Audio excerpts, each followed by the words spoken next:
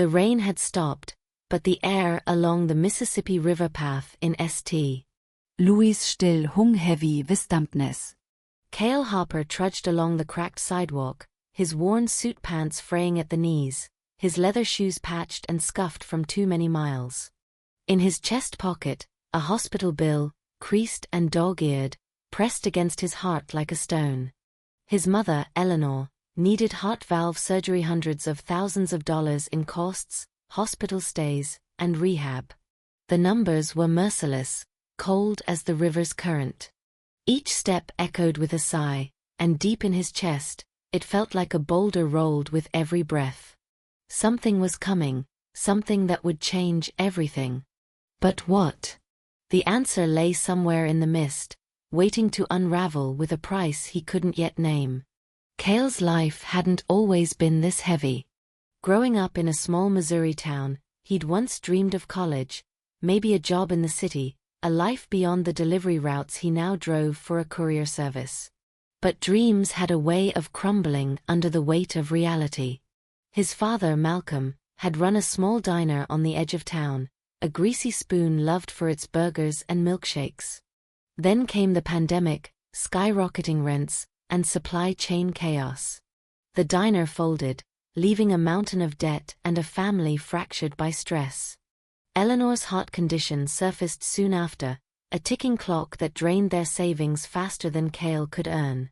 He dropped out of community college to work full-time, his days now a blur of packages, traffic, and late-night calls from creditors. Back at their modest apartment, Cale pushed open the creaky door to find Malcolm slumped at the kitchen table, ending a call. The table was littered with envelopes, bank notices, final warnings, and one from a shady lender Cale didn't recognize. Malcolm's face, etched with deep lines, looked older than his 60 years. He closed his eyes briefly before meeting Cale's gaze, regret pooling in the creases of his expression. "Another bill?" Cale asked, his voice flat but sharp. Malcolm shook his head. "This one's different. They want to talk." The word talk hung in the air like smoke, vague yet loaded with unspoken threats and calculations. Cale kne better tan to trust it. Talks with lenders never ended well, they came with strings, always. In the kitchen, Eleanor was stirring a pot of chicken noodle soup, the faint smell of herbs cutting through the stale air. Her hands trembled, not from the cold but from the illness that sapped her strength daily. Cale avoided her eyes, her smile could soften his resolve, and he needed to stay sharp. He took the bowl she offered, keeping his gaze on the table's chipped edge. "It'll be okay," Eleanor said, her voice steady despite her frailty. "You and your dad are doing your best." "It's not okay," Cale muttered, barely audible. "The surgery's scheduled." "We can't keep pushing it off." "The doctor's already bending over backward." "They'll wait if it's life or death," Malcolm said, but his words sounded more like a prayer than a promise, meant to comfort himself as much as anyone. The next day, Malcolm led Cale to a meeting in a rundown office building near the old train station. The sign on the door read, "Tate Financial Services." Inside, the air was dry with the hum of an overworked AC and the musty scent of old files. In a small conference room, a man in a crisp black button-down waited, his smile thin but calculated. Victor Tate, a name whispered in town as the man who controlled the flow of money, greeted them with a nod. "Shame about the diner," Victor said, his tone almost friendly. "Great food, bad timing." "Rent hikes, utility spikes, customers staying home, it's not your fault, Malcolm. But numbers don't care about fault." Cale sat stiffly, watching his father's fingers twitch on his knee.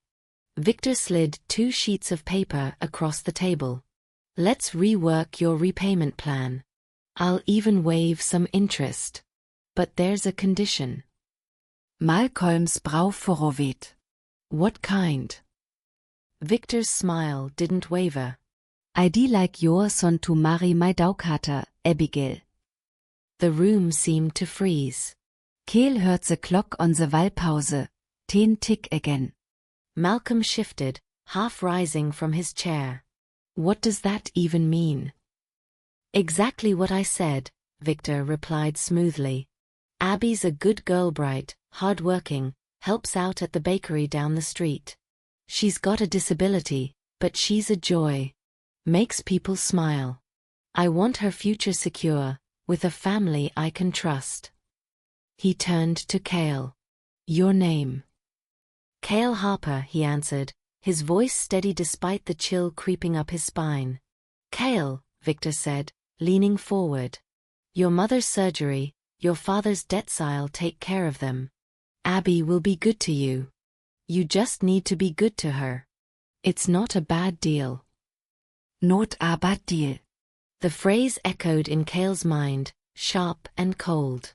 His life was being laid out like a contract, complete with terms and a signature line he couldn't erase.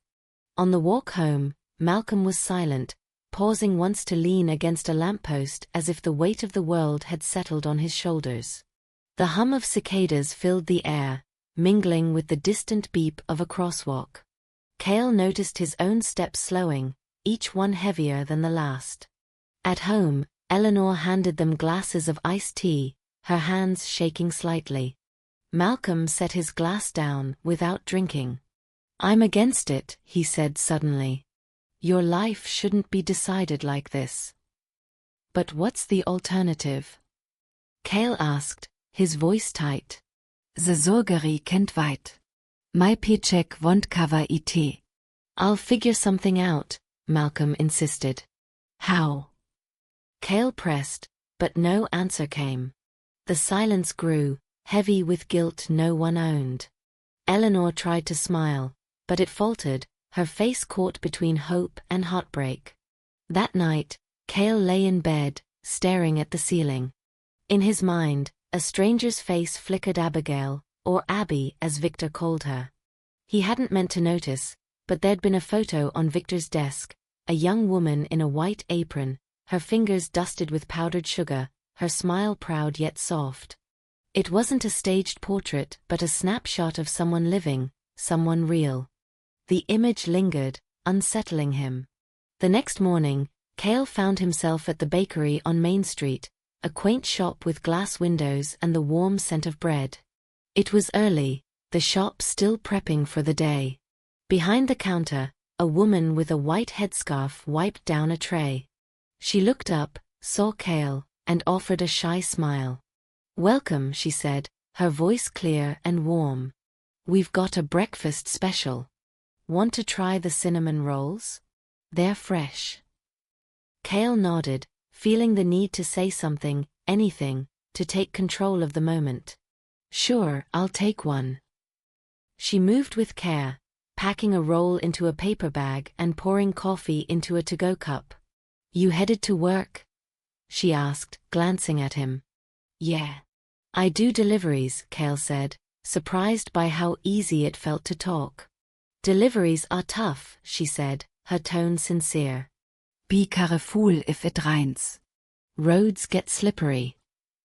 Her concern was so direct, so unguarded, that Cale felt a pang in his chest. Thanks, he said, taking the bag. Their fingers brushed, and a faint dusting of powdered sugar stuck to his hand. Outside, he sat on a bench, the roll still warm in his hands. One bite, and the sweetness melted the knot in his chest, if only for a moment. He glanced back at the shop. Through the glass, she waved, a small, hesitant gesture. Cale raised his hand slightly, almost instinctively. He hadn't asked her name, but he knew it. Abby. Abigail Tate. All day, as he drove his delivery routes, her face stayed with him. At stoplights, in the hum of the truck's engine, her smile and his mother's shallow breaths traded places in his mind. Decisions weren't lightning bolts, they seeped into the cracks of everyday life, taking shape in the quiet moments. By evening, he found himself at the hospital. Eleanor's room was bathed in the golden glow of sunset, a potted plant on the windowsill catching the light. She muted the TV and smiled. How was work? Fine. Heavy boxes today, Cale said, his eyes drifting to the window. The scent of autumn leaves drifted in, sharp and fleeting.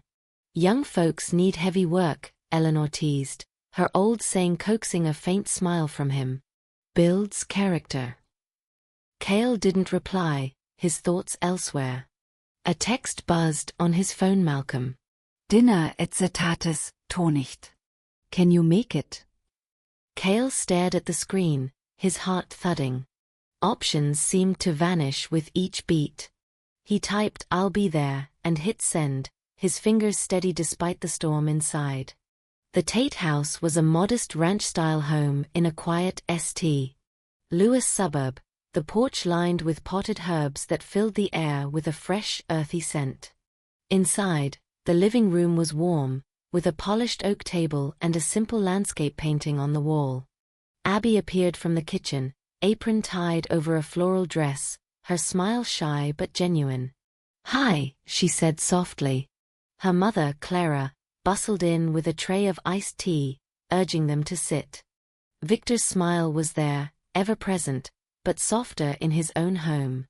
Dinner was simple but comforting: roast chicken, mashed potatoes, green beans cooked with bacon. Abby served each plate with care, asking Cale, "Is it too hot?" as she handed him his. Clara tuchet Abby's back gently, whispering, "Take your time, hon." There was a rhythm to the family, a quiet acceptance that made Abby's disability feel like just another part of their life, not a label. After dinner, Cale and Abby stepped onto the back porch. Crickets chirped in the cool night air, their song weaving through the silence. Abby pointed at the sky. "Is that a summer star?" Fall now, Cale Said, a small smile breaking trug. But maybe summer's still hanging on. "I like summer," Abby said, her voice bright. "Fairs, lemonade, fireflies." "I was never good at catching fireflies," Cale admitted. "I'm great at it," Abby said, puffing out her chest. "Got 5 once." 5? "That's pro level," Cale said, and they both laughed. Her face grew serious. "Cale, your mom's in the hospital?" He nodded, looking into the dark yard. "Yeah. She needs surgery." "That's scary," Abby said softly. "Yeah. But we'll fix it. I want to fix it." Abby clenched her fist, a small, fierce gesture. "You'll do it." Her words, simple as they were, hit him like a lifeline, raw and unfiltered. At the door, Victor stopped Cale. "Looked like you two got along." "Dinner was great," Cale said. "Thank you." "My offer," Victor said, his voice low but firm. "Have you thought about it?" "I'm thinking," Cale replied, his tone even. "Time's short. "The hospital's been calling, hasn't it?" For your family's sake, sooner's better." It wasn't a threat, just a fact, but facts could trap you tighter than any cage. Cale nodded, thanked him again, and stepped into the night. The cool air brushed his neck, and the distant rumble of a train filled the quiet. He pulled out his phone, zooming in on a photo of Eleanor smiling, her eyes crinkled with warmth. He knew what he had to protect. And if the cost wasn't pretty, that didn't mean he could walk away. Back home, Malcolm was still awake, the TV off, the apartment dim. "How was it?" he asked, his voice rough. "Good people," Cale said, choosing his words carefully. Malcolm nodded, staring at his untouched tea. "But..."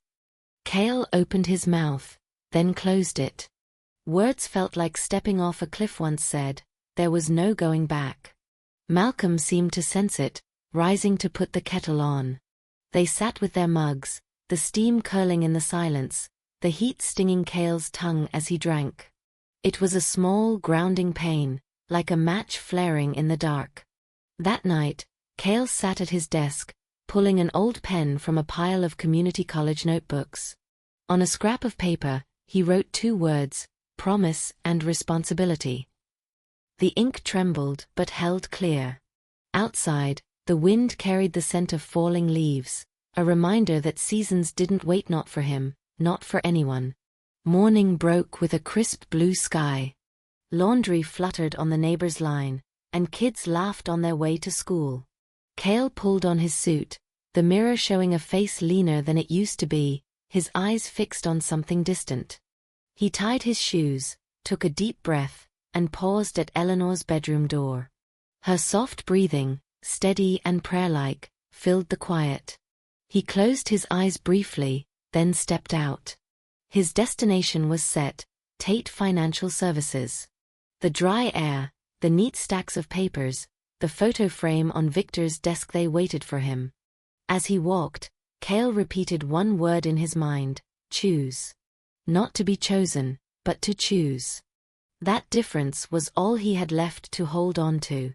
The office building's glass front glinted in the morning sun, stinging his eyes. His palms were damp, his heartbeat pulsing in his fingertips. The elevator ride was brief, the third floor's number lighting up with a soft ding. The doors parted, revealing the familiar hallway. Cale knocked on Victor's door, the sound sharper than he'd meant. "Come in," came the low reply. Victor stood as Cale entered, his thin smile in place. Malcolm wasn't there. Cale had decided to come alone. The chair creaked as he sat, the sound loud in the sterile room. Victor leaned forward. "So, what's your answer?" Cale straightened, hands on his knees, and took a breath that burned his chest. "I'll do it," he said.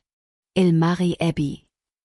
The words hung heavy, vibrating in the air. Victor nodded slowly, his eyes narrowing with approval. "Smart kvase, Cale. You're a strong kid." "I'm trusting you with my daughter." He reached into a drawer, pulling out a thick envelope. "This covers your mom's surgery." "The rest your dad's debt after the wedding." "Deal." Cale took the envelope, its weight grounding him. He bowed his head slightly, murmuring, "Thank you." The walk to the hospital felt endless, the envelope heavy in his pocket. Clouds rolled in, the air sharp with coming rain. At the payment desk, the clerk confirmed, "Surgery's set for tomorrow." Cale nodded, his throat tight. In Eleanor's room, she looked up, her smile soft. "You're flushed, hon." "Everything okay?" "Just ran a bit," Cale said, forcing a smile that trembled. "It's all set now." Her hand found his, warm despite its frailty. "Thank you, Cale."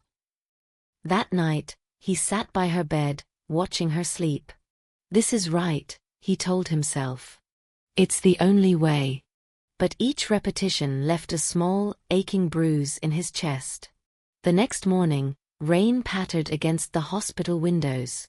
Cale's hands were clammy as he walked Eleanor to the operating room. Before the anesthesia, she touched his cheek. "You're my good boy." "My pride."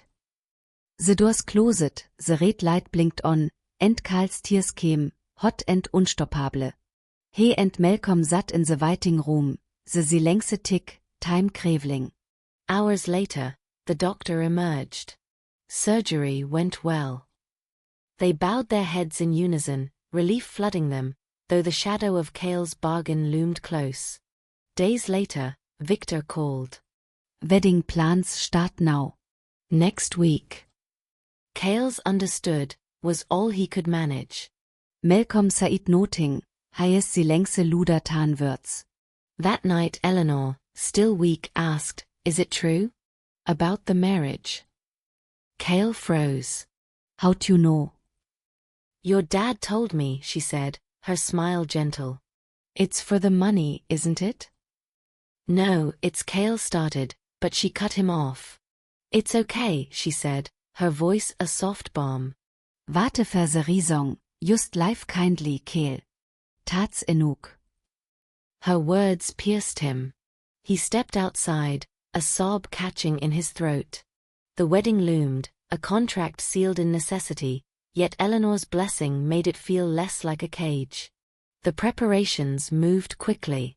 A small hotel banquet room was booked, decorated with white lilies and candles. Clara fussed over details, her warmth easing the tension. Abby, trying on her dress, looked in the mirror and asked, "Does it look okay?" Her voice was shy, almost childlike. "You look beautiful," Cale said, and her cheeks flushed as she clasped her hands. "I'm so happy," she whispered. In that moment, something shifted in Cale. What he'd seen as a sacrifice began to feel like something else, something he couldn't yet name. The wedding day dawned clear and bright. Abby walked the aisle in a simple white dress, a crown of daisies in her hair, her steps careful but steady. Victor guided her, his face unreadable. The guests whispered, everyone knew the Tate's daughter was different, and the Harpers were barely scraping by. But Abby's eyes locked on Cale's, unwavering, her smile bright and true. During the vows, as the officiant spoke of in sickness and in health, Cale's heart trembled. They exchanged rings, applause rising like a wave. Abby's voice, small but clear, cut through the noise. "Cale, I'll try my best." Her sincerity caught him off guard, lodging in his chest. At the reception, surrounded by family, Cale and Abby smiled for photos. Victor beamed, Malcolm looked away. Later, in their new apartment, a modest one-bedroom provided by the Tates, Abby looked around, wide-eyed. "This is our home." "Yeah," Cale said, shedding his jacket. "Ours." Abby sat on the couch, hands folded nervously. "Cale, from now on, we're together, right?" He nodded, a small smile breaking through. "Right." That night, as Abby set the rice cooker and stirred a pot of soup, her movements careful but earnest, Cale watched. The soup was thin, the rice slightly overcooked, but when they sat to eat, the warmth of it hit him like a memory. "Good?" Abby asked, her eyes searching. "Really good," Cale said, his voice catching. She beamed, clapping her hands. "Il make it tomorrow too." Outside, the rain had stopped, and a sliver of moonlight slipped through the window. Cale lay awake, staring at the ceiling. This marriage, born of a deal, was starting to feel like something more. Abby's soft breathing came from the next room, steady like Eleanor's, and for the first time in months, Cale felt a flicker of peace. Morning light crept through the curtains, painting the apartment in soft gold. Abby was already in the kitchen, the sizzle of eggs and the buttery scent of toast filling the air. "Morning, Cale," she called, her voice bright. He rubbed sleep from his eyes and smiled. "Smells good." She turned, her face lit with a grin. "You like eggs runny?" "Just right," he said, sitting at the table. She slid a slightly overcooked egg onto his plate, keeping the burnt toast for herself. "This one's mine." "Kinda messed it up," she said, laughing. Her honesty, so unguarded, warmed something in Cale he hadn't felt in years. Their days settled into a quiet rhythm. Abby worked part-time at the bakery, bagging bread and greeting customers with a smile that made the old-timers linger. Cale's delivery routes kept him on the move, but he started stopping by the bakery after work. Seeing Abby arrange pastries, her apron dusted with flour, eased the ache of his long days. One evening, she handed him a paper bag. "For you," she said, blushing. Inside were 2 slightly charred dinner rolls. "I baket Käse." Not perfect, but... Cale took a bite. The bread was warm, the flavor simple but honest. "These are great," he said, and her face lit up like a child's. "Really? Yay." They walked home together more often, passing maple trees turning red in the Missouri fall. Abby would pause to pick up a leaf or point at a stray cat, her voice bubbling with wonder. "Look, Cale, so pretty." He'd nod, her joy contagious, her presence softening the edges of his world. At home, they'd watch sitcoms, Abby laughing too loud at the punchlines, or fold laundry side by side. Her openness crying at sad scenes, beaming at happy ones made Cale realize how much he'd shut himself off. The world might call her different, but to him, she was becoming the anchor he hadn't known he needed. Not everyone saw it that way. At a bar with co-workers one night, a guy smirked over his beer. Hört ju Marit tates Daukater. The one with the you know. Ball sie move, man, for the cash. Cale set his glass down, his jaw tight. Laughter stung his ears. Gotta go, he said, leaving without another word. Outside, dritzle blueret the neonsins. Anger burned in his chest, not at Abby, but at a world that couldn't see her light. When he got home, Abby was waiting, a towel in hand. "Cale, you're soaked." She reached to dry his hair, her touch gentle. You look mad. What's wrong? He took her hand, his voice soft. "Nothing." Just glad you're here. Her eyes widened, then softened. "Cale," she said, as if testing his name. He squeezed her hand. "Thank you, Abby." It was enough. After that, Cale changed. He texted her during breaks, "Cold today, wear a scarf or want muffins later?" Her replies, full of smiley faces, brightened his days. One Sunday, Abby suggested visiting Eleanor, who was nearing discharge. At the hospital, Abby clutched a bouquet of daisies, nervous but determined. Eleanor's face lit up. "What a lovely bride," she said, taking Abby's hand. Thank you for buying Tere for my boy. Abby blushed, her voice earnest. Karl's so kind. Eleanor chuckled. Too kind for his own good. On the walk home, the river reflected the setting sun.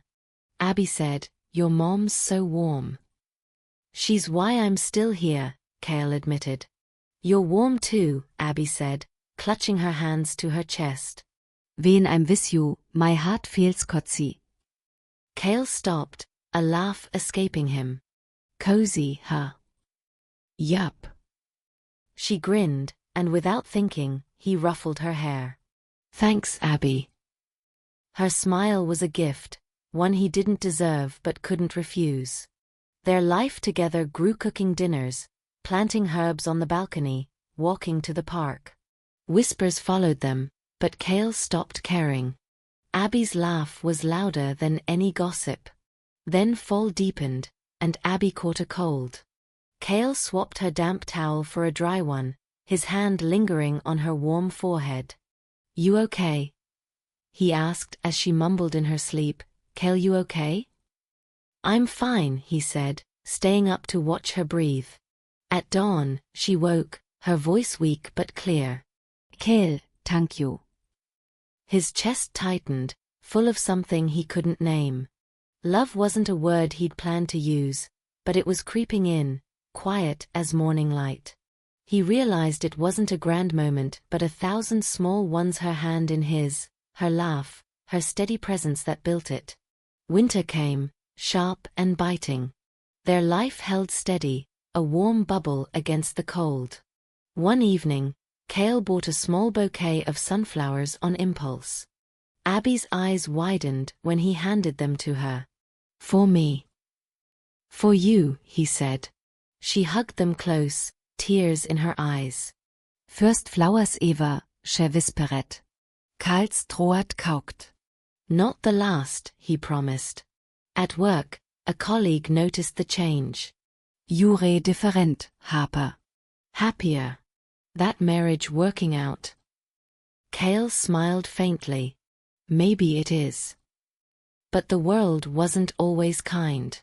At the mall, Abby admired a stuffed bear while women nearby whispered, "That's her, right?" Tates Kiet. Cale ignored them, but their words lingered. Later, Abby asked, "Cale, did I do something wrong?" "No," he said, softer than he meant. "I was just mad that people can't see how amazing you are." She took his hand, her eyes steady. "It's okay. We're happy." That's what matters. Her strength humbled him. She lived for her heart, not the world's judgment. Keel Knie Tensche wassen ze fragile von. He was. Spring arrived, and with it, new challenges.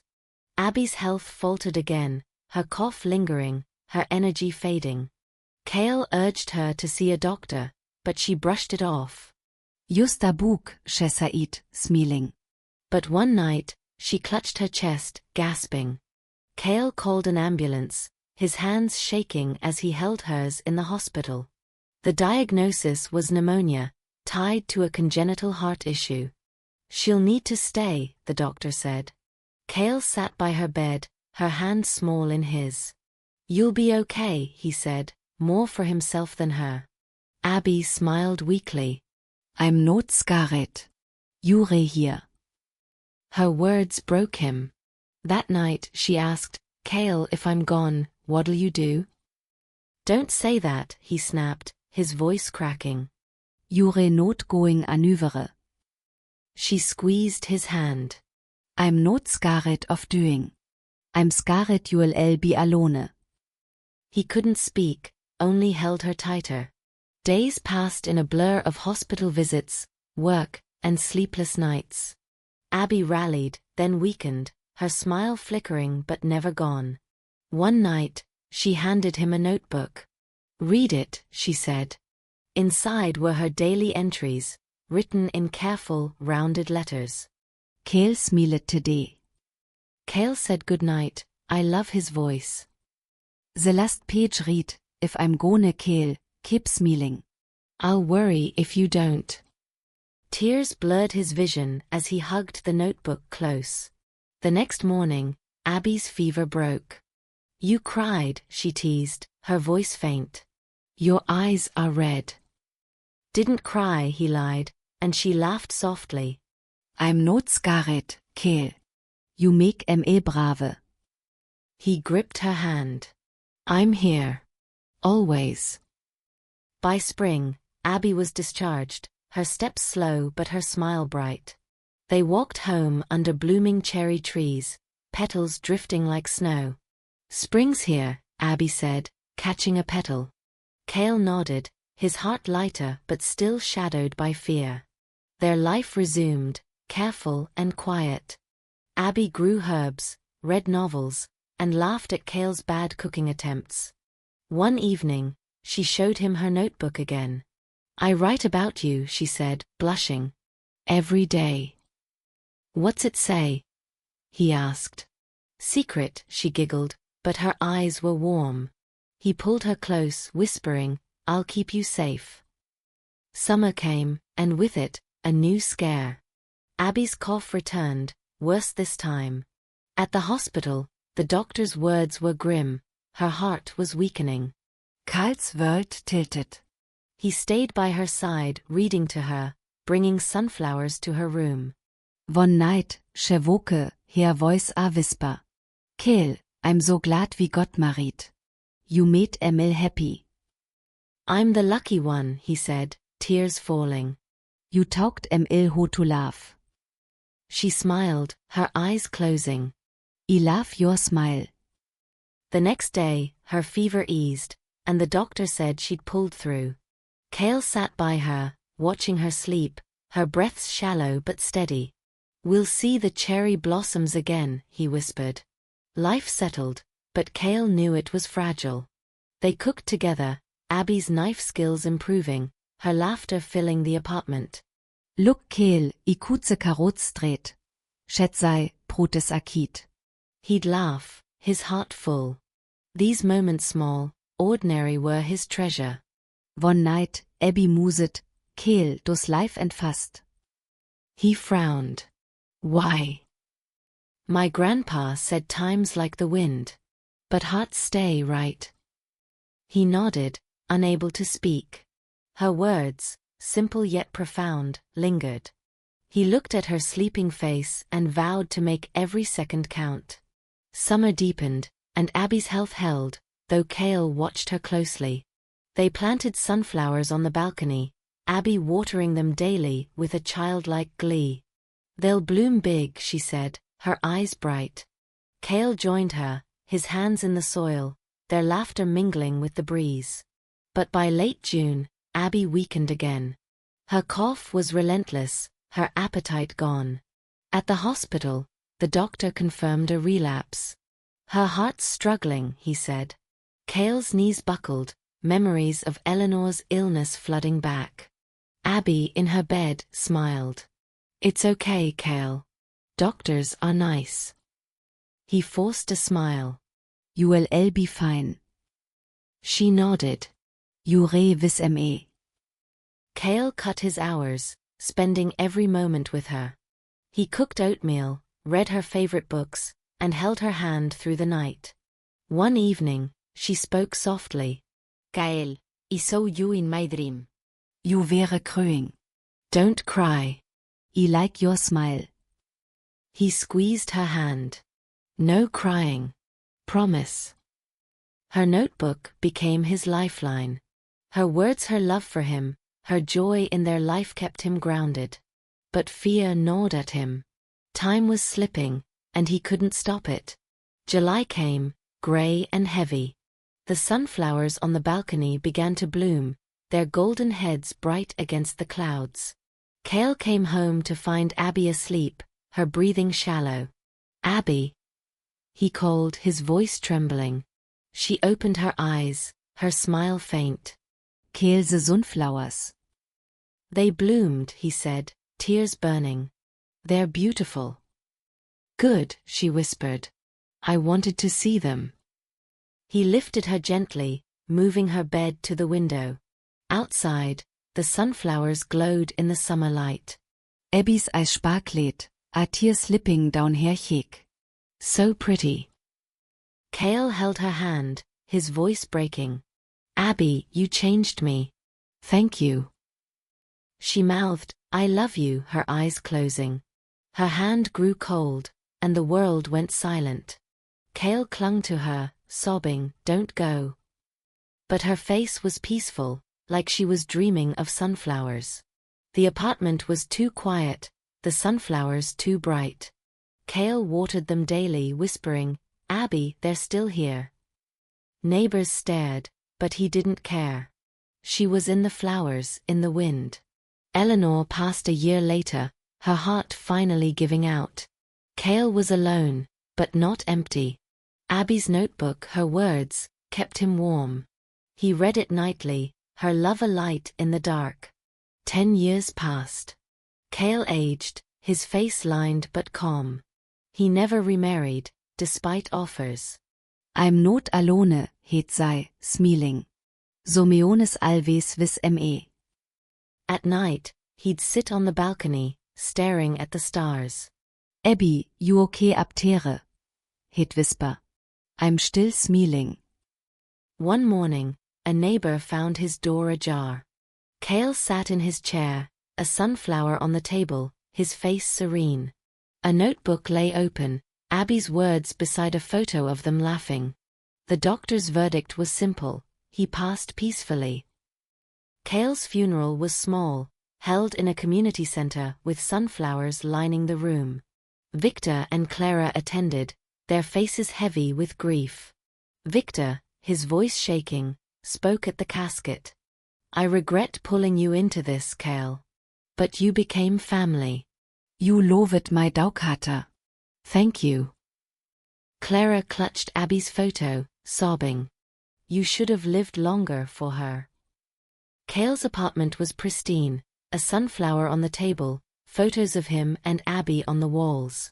A letter addressed to Victor and Clara was found, written in Cale's steady hand. Dear Victor and Clara. Thank you for saving my mother. I resented your deal at first, but Abby showed me what living means. She was clumsy, pure, sometimes a crier, but stronger than anyone. Here smile made the world Kinder.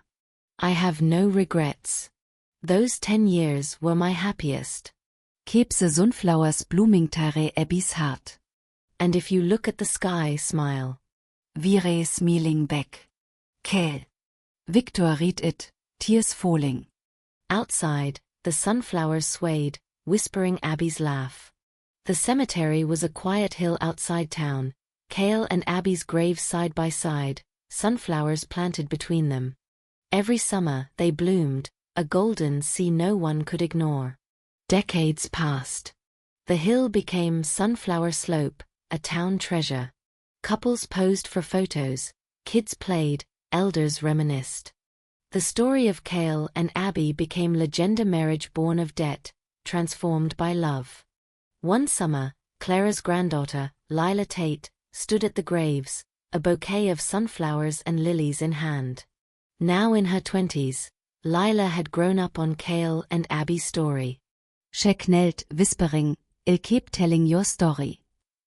A young reporter, Ethan Brooks, approached, camera in hand. "Family." "My grandparents," Lila said, smiling. "The owners from the legend." They sat together, the wind carrying the scent of flowers. Lila shared their story, her voice steady. Ethan listened, his eyes soft. "Their love's still here," he said. Lila nodded. "I want to live like them, believing in People's hearts." At a town event, Lila read their story aloud, her voice carrying over a crowd by the slope. A marriage for money became true love, proving the heart matters most. Tears fell, then smiles spread. That night, Lila dreamed of Cale and Abby in a sunflower field, laughing. "Thank you, Lila," Abby said. "We're okay now." Waking, Lila smiled, tears on her cheeks. She planted sunflower seeds, whispering, "I'll keep it alive." Years later, Sunflower Slope faced a threat, developers eyeing it for a resort. Lila rallied the town, collecting signatures, sharing Cale and Abby's story. A news piece titled "Sunflower Slope, Love's Legacy" sparked a movement. Kids planted flowers, elders protested, and the plan was scrapped. At the slope's annual festival, Lila stood before a crowd. "These flowers are our hearts," she said. "They bloom because of love." Lanterns rose, carrying wishes skyward. Lila's read, "Thank you." The wind blew, and she swore she heard, "Lila, we're proud." Sunflower Slope endured, its flowers blooming each summer, carrying Cale and Abby's love into forever.